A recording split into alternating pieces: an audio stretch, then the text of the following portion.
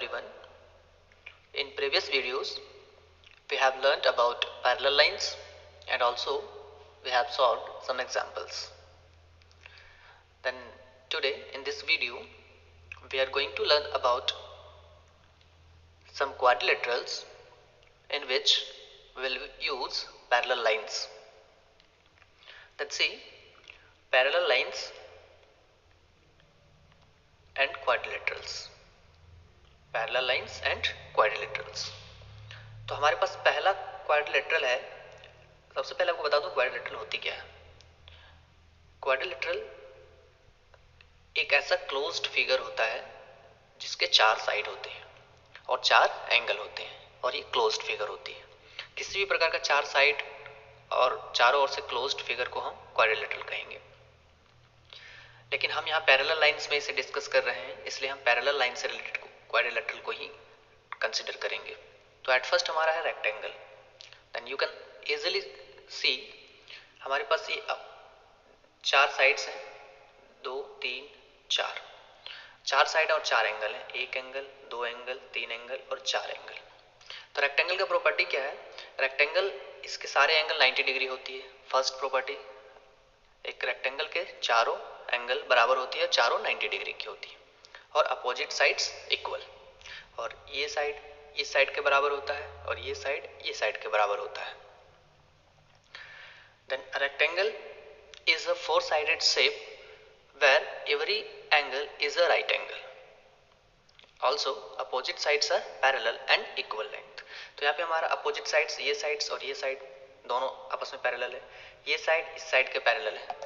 यहाँ पे हम ये भी देख सकते हैं कि अगर हम इस एंगल और इस एंगल को अगर जोड़ें तो 180 आएगा, जो कि हमारे पैरेलल लाइंस में कंसेक्यूटिव इंटीरियर एंगल्स का प्रॉपर्टी था। ऑल्सो अगर इस एंगल और इस एंगल को जोड़ें तो 180 आएगा, क्योंकि एक दो पैरेलल लाइंस और एक ट्रांसवर्सल के बीच का दोनों एंगल को अगर हम जोड़ते हैं तो 180 आता है। तो ये रेक्टेंगल का प्रॉपर्टी था। नेक्स्ट हमारे पास स्क्वायर। ये क्या है? इसमें भी ऑल एंगल्स 90 डिग्री, सारे एंगल 90 डिग्री होती है और all sides are equal and सारे चारों साइड इसमें बराबर होती है। तो ये रेक्टेंगल का सारा रूल फॉलो कर रहा है। इसके अपोजिट साइड्स बराबर हैं, अपोजिट साइड्स इक्वल हैं, लेकिन रेक्टेंगल में अपोजिट साइड्स बराबर होना कोई जरूरी नहीं है। तो लेकिन इसमें हमारा क्या है, चारों साइड बराबर है, दो अपोजिट साइड्स पैरेलल हैं और हर एक एंगल 90 डिग्री की है। तो ये रेक्टेंगल का रूल को ये फॉलो कर रहा है। तो एक स्क्वायर को हम रेक्टेंगल भी कह सकते हैं, लेकिन एक रेक्टेंगल को स्क्वायर नहीं कह सकते हैं। देन स्क्वायर का हमारे पास क्या रूल है? A square has equal sides and every angle is a right angle. Also opposite sides are parallel. इसके अपोजिट साइड्स पैरेलल होते हैं और ये पैरेललोग्राम, ये पैरेलल लाइंस का रूल फॉलो करता है। इस एंगल इस एंगल को प्लस करेंगे 180, इस एंगल को इस एंगल से करेंगे 180, इस एंगल को इस एंगल से करेंगे 180, इसको इससे करेंगे तो 180। अगर हमारे पास ये दोनों अगर पैरेलल लाइंस है तो ये हमारा ट्रांसवर्सल का काम कर रहा है। अगर ये दोनों पैरेलल लाइंस है तो ये भी ट्रांसवर्सल का काम कर रहा है। अगर ये दोनों पैरेलल लाइंस है तो ये और ये लाइन दोनों ट्रांसवर्सल का काम कर रहा है। Also a square also fits the definition of a rectangle. All angles are 90 degree and a rhombus all sides are length. Rhombus के बारे में भी हम डिस्कस करेंगे आगे, लेकिन इसमें पहले हम इतना जान लेते हैं कि एक स्क्वायर जो होती है ये रेक्टेंगल के सारे प्रॉपर्टीज को फॉलो करता है, इसलिए एक स्क्वायर को हम रेक्टेंगल कह सकते हैं। लेकिन एक रेक्टेंगल स्क्वायर नहीं है इसलिए क्योंकि ये इसका चारों साइड इक्वल नहीं होता है। लेकिन एक स्क्वायर का अपोजिट साइड इक्वल है, जो कि एक रेक्टेंगल का रूल है। तो इस कारण से हर एक स्क्वायर रेक्टेंगल होता है। बात करते हैं अब रोम्बस की। अगले स्लाइड्स में देख लेते हैं हम लोग रोम्बस क्या चीज है।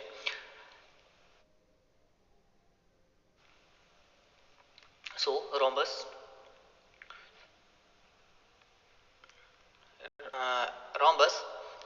इन which all sides are equal. एक रोम्बस में भी चारों साइड इक्वल होते हैं and opposite sides are parallel, और अपोजिट साइड्स पैरेलल होता है। हमने स्क्वायर में भी पढ़ा था अपोजिट साइड्स पैरेलल, रेक्टेंगल में भी पढ़ा था अपोजिट साइड्स पैरेलल और ऑल साइड्स आर इक्वल। तो ये रेक्टेंगल में तो नहीं था लेकिन स्क्वायर में था, ऑल साइड्स इक्वल। तो ये हमारा रोम्बस का कंडीशन। लेकिन रोम्बस में एक चीज है जो कि स्क्वायर के पास नहीं है। स्क्वायर में हर एक एंगल 90 डिग्री होना चाहिए, लेकिन रोम्बस में ऐसा कोई केस नहीं है कि हर एक एंगल 90 डिग्री होना बहुत जरूरी है। तो हर एक एंगल 90 डिग्री हो भी सकता है और हर एक एंगल 90 डिग्री नहीं भी हो सकता है। लेकिन अपोजिट अपोजिट एंगल्स जो भी हैं वो इक्वल होंगे। तो रोम्बस का प्रॉपर्टी क्या है कि rhombus is a four sided shape where all sides have equal length है। चार साइड होते हैं जिसमें चारों साइड का इक्वल लेंथ होता है। Also opposite sides are parallel, opposite sides parallel होते हैं and opposite angles are equal और अपोजिट एंगल्स इक्वल होते हैं। Another interesting thing is that the diagonals meet the middle at right angle. In other words, they bisect each other at a right angle. Means हम कहना चाह रहे हैं कि इसमें इंटरेस्टिंग चीज़ ये होती है कि अगर इसकी डायगोनल को अगर हम मिलाते हैं, दो डायगोनल को अगर मिलाते हैं, तो जहाँ पे ये बनता है वहाँ पे 90 डिग्री का एंगल बनता है। तो अब इससे हम कंक्लूजन ये निकाल सकते हैं कि एक स्क्वायर जो होता है वो रोम्बस का प्रॉपर्टी फॉलो करता है, all sides are equal length. इसलिए एक स्क्वायर रोम्बस होता है, लेकिन हर एक रोम्बस स्क्वायर हो ये जरूरी नहीं है। नाउ हमारा नेक्स्ट फिगर है parallelogram. So what is parallelogram? In parallelogram we can find that opposite sides parallel. एक पैरेललोग्राम में अपोजिट साइड्स पैरेलल होते हैं और इक्वल भी होते हैं।